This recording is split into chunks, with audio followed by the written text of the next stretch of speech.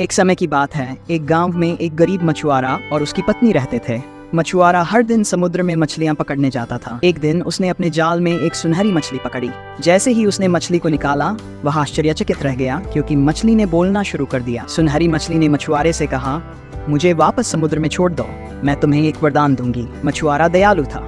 उसने मछली को वापस छोड़ दिया और मछली ने उसे धन्यवाद देते हुए कहा कि वह जो भी इच्छा करेगा वह पूरी हो जाएगी। मछुआरा घर गया और अपनी पत्नी को सारी बात बताई। उसकी पत्नी ने कहा, जाकर मछली से एक बड़ा सा घर मांग लो। मछुआरा समुद्र के पास गया और मछली को बुलाकर अपनी पत्नी की इच्छा बताई। कुछ ही समय में उनके पास एक बड़ा सा घर हो गया, लेकिन पत्नी संतुष्ट नहीं हुई। उसने और इच्छाएं मांगी, बगीचा, नौकर चाकर और यहाँ तक कि एक महल भी। हर बार मछुआरा मछली के पास जाता और उसकी इच्छा पूरी हो जाती। अंत में पत्नी ने राजा बनने की इच्छा व्यक्त की। जब मछुआरा ने ये इच्छा मछली के सामने रखी तो मछली ने कोई जवाब नहीं दिया और चुपचाप गायब हो गई। जब मछुआरा घर वापस आया तो उसने देखा कि वे फिर से अपने पुराने टूटे फूटे घर में हैं। मछुआरा समझ गया कि उसकी पत्नी की लालच ने उन्हें वापस वहीं ला दिया था जहां से वे शुरू हुए थे। इस तरह उन्होंने सीख लिया कि लालच करना बुरी बात है और उसे संतोष के साथ रहना चाहिए। और इस तरह मछुआरा और उसकी पत्नी फिर से अपनी साधारण जिंदगी में खुश रहने लगे। मछुआरा और उसकी पत्नी अपने पुराने घर में वापस आ गए।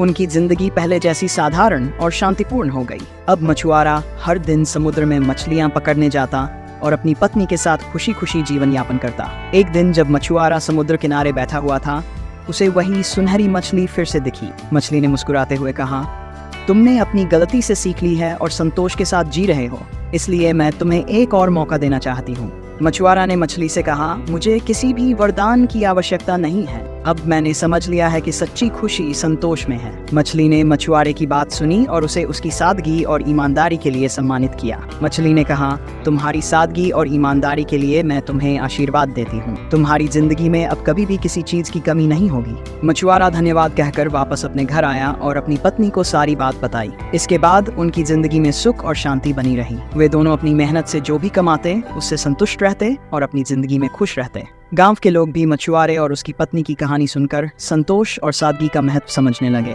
इस तरह मछुआरे और उसकी पत्नी ने अपनी गलती से सीख ली और एक सुखी और संतुष्ट जीवन बिताया। और इस तरह कहानी का अंत होता है कि संतोष ही सच्चा सुख है। मछुआरा और उसकी पत्नी अब खुशहाल और संतोषपूर्ण जीवन जी रहे थे। वे अपने साधारण घर में रहते हुए हर दिन की छोटी छोटी खुशियों का आनंद लेते। गांव में उनकी ईमानदारी और संतोष की कहानी मशहूर हो गई थी और लोग उनसे प्रेरणा लेने लगे थे। एक दिन गांव में एक बड़ा त्योहार मनाया जा रहा था। सभी गांववासी उत्साहपूर्वक तैयारी कर रहे थे। मछुआरा और उसकी पत्नी भी त्योहार की तैयारियों में जुट गए। उन्होंने अपने घर को सजाया और त्योहार के लिए विशेष पकवान बनाए। जब त्योहार का दिन आया, सभी गांववासी एकत्रित हुए। मछुआरा और उसकी पत्नी ने भी पूरे जोश और खुशी के साथ त्योहार मनाया। उसी दौरान एक अजनबी साधु गांव में आया और उसने मछुआरे और उसकी पत्नी के घर के बाहर आराम करने का निर्णय लिया। अगर इस वीडियो का दूसरा भाग चाहते हैं तो कृपया कमेंट में बताएं।